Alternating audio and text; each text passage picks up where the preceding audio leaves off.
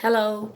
Many of you are asking me about this exercise, and that's why I'm going to record this video, all right? In my opinion, the best way to understand and to solve this exercise is by pictures, all right? So I'm going to do it like that. First of all, I drew here a unit circle. Remember that in the unit circle, the radius equals 1. And I placed the values of some of the angles. So this is 0 radians. We're working with radians here when in this exercise. 0 radians, that would be the same thing as 2 pi radians. That would be the whole circle around. So this is half.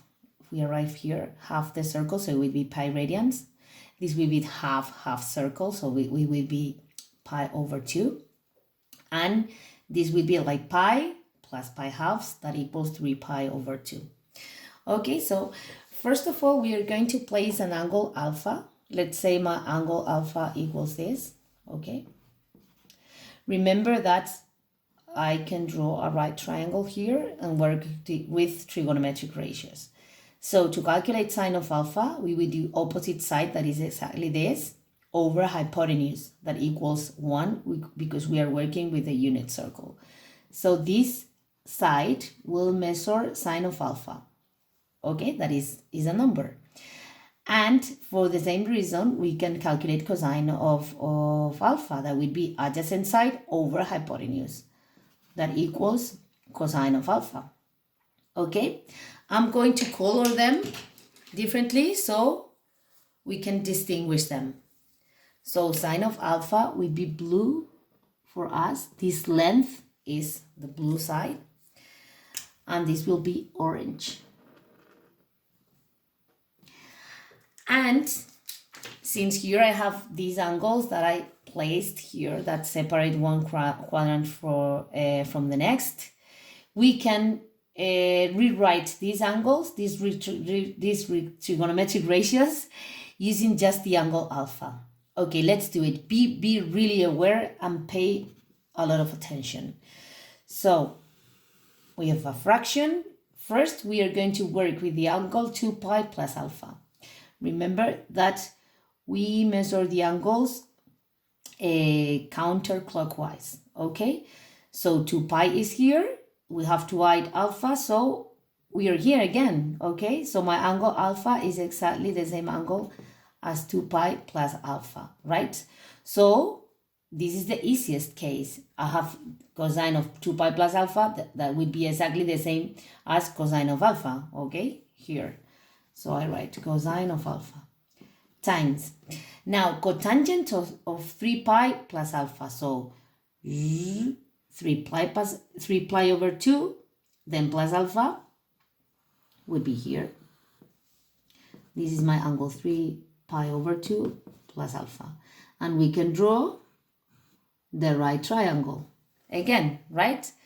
This right triangle and this right triangle have exactly the same measurements because the opening here is alpha as well, okay? So this length would be exactly this length. And this length would be the same than this length, okay? So we have to calculate cotangent of 3 pi over 2 plus alpha. So this angle is here. Remember that where my angle intersects the unit circle, using the coordinates of this point, we can calculate sine and cosine. Cotangent would be cosine over sine of this angle. Cosine of this angle, remember that is the x coordinate, so it would be the blue part. So I write here blue. And sine of this angle will be the y coordinate, that is the orange side. So I write orange. Be careful because this cosine is positive because it goes to the right, but this sign is negative because it goes downwards. So here I have to write like a negative sign. And now we compare with this with the angle alpha. If in the angle alpha I divide the blue part over the orange part, it would be sine over cosine, that is tangent. So I can say that this is, but in this case, this is negative. Remember, So this is negative tangent of alpha, right? Let's move to the next factor. We have sine of pi plus alpha. Pi, z, and then we have to add alpha. This opening is alpha. So again, if I draw this right triangle, here we have the short side that we painted in blue, and the long one. Okay. Let's calculate sine of pi plus alpha. Sine will be, this is pi plus alpha. Remember, it would be sine the y-coordinate of this point, that is exactly this blue part, right? Look. But it goes downwards, so this is negative. This is negative sine, the blue, of alpha. Okay? Now let's move to tangent of pi halves plus alpha.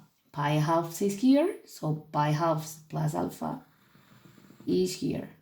This opening is alpha. Again, the same triangle. What a coincidence. Orange and blue. And here we have pi halves plus alpha.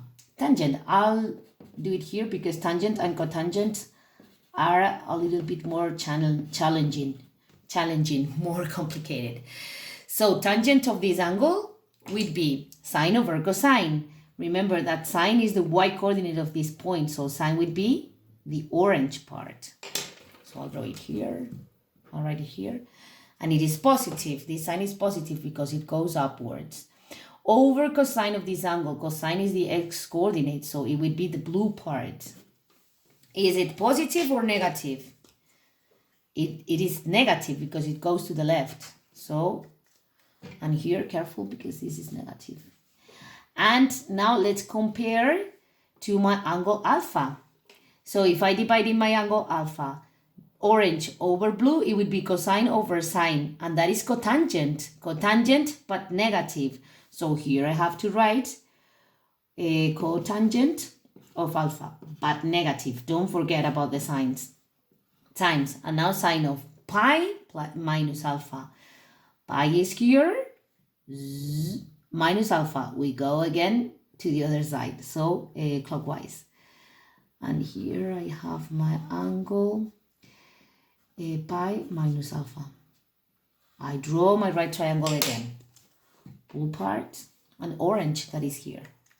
And we have to calculate sine of pi minus alpha. Sine, remember that it was the y-coordinate where my angle intersects the unit circle. So sine is blue part. That is sine and positive as well because it goes upwards. So this equals sine of alpha. And now we just need to simplify a little bit and the exercise is over. So let's work with the signs first of all, and then we forget about them. So positive times a negative is a negative, times a negative is a positive. So numerator is positive, and denominator is negative times a positive, that is negative. So it is positive over a negative. We know that the result, final result, will be negative. And everything is multiplying, so it's easy to simplify a fraction where everything is multiplying. If we divide numerator and denominator by the same thing, the fraction doesn't change. So we could divide numerator by sine and denominator by sine, and they will cancel out. And here we still have cosine of alpha times sine of alpha over cosine of alpha. This is the same as tangent, right? And cotangent would be cosine of alpha over sine of alpha. I don't care about signs because I worked on them before. And now, if I look at the numerator, I could simplify this cosine and this cosine, right? Because I'm multiplying sine of alpha by cosine and then dividing it by cosine again. So it is like doing nothing. So here, don't forget about the negative sign. I would have sine of alpha over cosine of alpha over sine of alpha. Here I have like a fraction over another fraction. Remember that when I have this, This is like dividing A times A over B divided by C over D. To divide fractions, I multiplied like an X. So in the end, I have to multiply the extremes in the numerator over the means in the denominator. You have to remember this. Don't forget about this. Okay? So here I don't have a fraction over another fraction. Okay, no problem. I write this over 1 and I have it. Negative result. And I multiply sine times sine. That would be sine square of alpha. Divided by 1 times cosine. That is cosine of alpha. And this is the result. We can write it this way. This is perfect. Or we can say that sine over cosine equals tangent times sine of alpha. This is exactly the same than this, all right? And this is over. I hope you understood. If not, don't hesitate to ask me again. Bye, have a good day.